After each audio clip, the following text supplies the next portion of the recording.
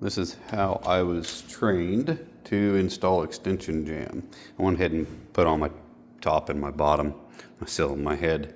But the way we do it is, so I made this little block, and it's a piece of 3/4 to match the extension jamb that we have.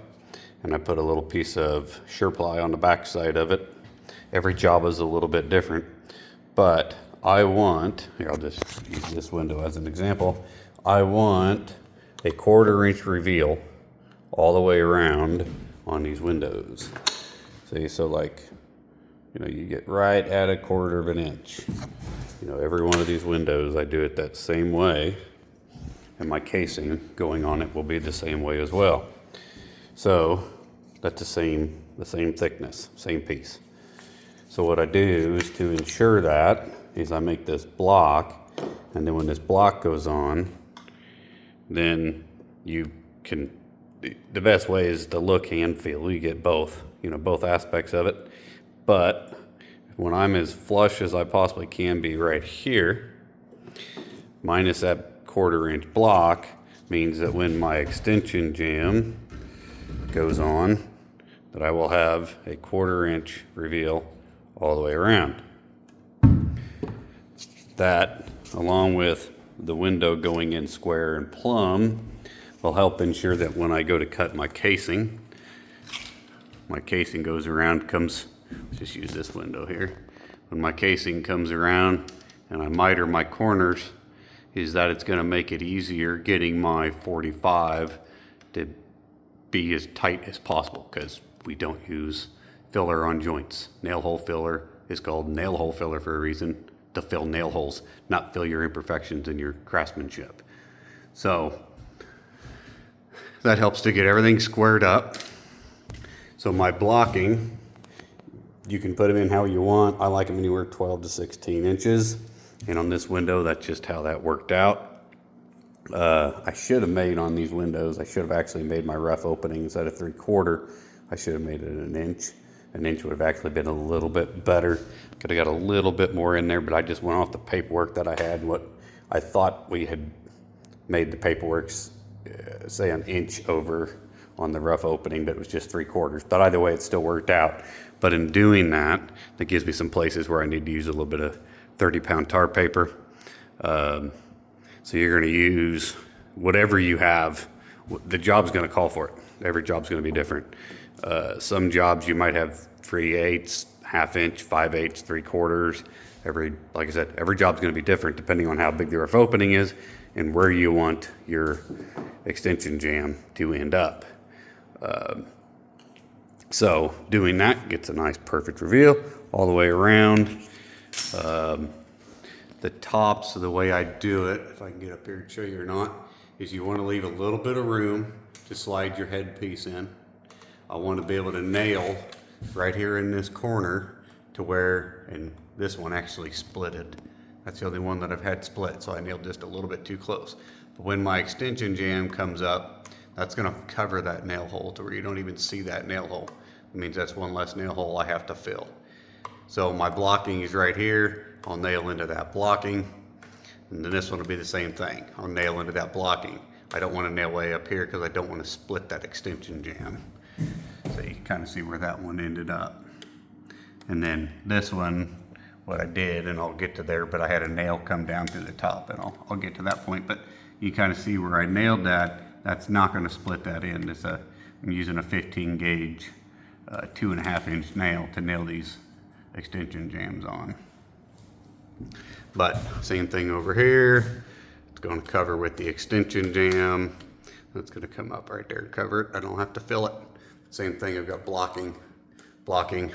Say the same thing here. I've got tar paper. This is 30-pound. I used up all my 15 pounds, and I'm just using 30-pound.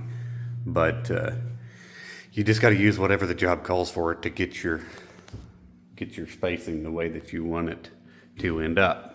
But back to this point here. So what I do is I like to check, just to help when I install my casing. I like to check it with a square. so that when that's on there, that you know that this is square to the window, the jamb, everything is square. So, and you want to make sure that it's tight here. So what I do is I'll come in with an 18 gauge and I'll nail in, I'll actually use 1 3/4 inches here, and I'll nail in through the top 2 nails, kind of one at a little bit steeper angle and one a little more straight down, to hold this jamb together so it cannot split. So I don't nail out here on this edge, and I'll kind of get into that as well. But nail here, well, I didn't pay attention, and I had a knot on the end, and it just was not funny, and it shot it out through the face. It's a good thing that this isn't completely pre-finished, and we're actually going to repaint it in place.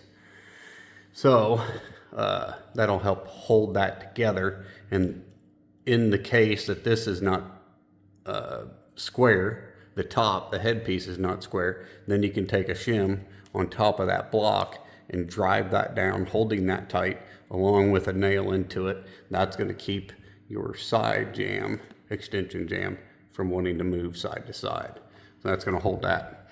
So why I do not nail on this outside edge is I want this to be able to float just a little bit for when I go to nail my casing on.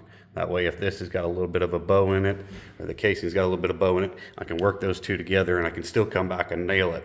But this gives me that flexibility to be able to adjust that jamb just a little bit. But as you can maybe tell, it's basically right there anyway. Other sides are gonna be, see, that one's right on, it's not even moving, even though it looks like there's a gap, but it's not even moving. But kind of that same way all the way around. See, the bottom's the same way. I'm nailing right into that blocking. So just stay tuned, and I'll show you on putting 1x casing on these windows and why it's important to have all the flexibility and have all this square and tight there in the corner. I don't build boxes and slide them in. This is they're anywhere 3 1/16 to 3 1/8 on the depth of the extension jamb. And I actually bring my extension jamb out. This one's got a little, this wall's got a little bit of a bow in it. But I want my extension jamb out just a fuzz. I mean, just a fuzz, less than 1/16 of an inch.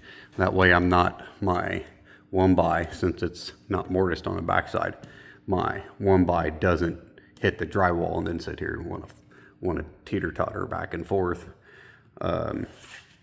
Oh, and then when you do rip down your extension jamb, I always bevel this backside just a little bit. It might be, you might do 1, 2 degrees, just a little bit. You just need a fuzz, because you want the tip of this extension jamb, the finished surface, you want it to contact this window first. See, right here I'm hitting that foam on the backside. So you want it to hit that extension jamb first, because if not, what'll happen, if by chance the backside contacts first, then you're gonna have a crack up in the front, and then you gotta fill it with caulking. So what you do is, if you miter that, bevel that just a little bit, that's gonna keep that nice and tight. And black on black, it's really hard to see, but if this was all white extension jamb, it would really stand out. But that gets that to where that's nice and tight in there. Yeah, you can't even see it. But that just helps to clean it up just a little bit. There's always little things you can do to make your work look that much better. So anyway, have a good day, y'all.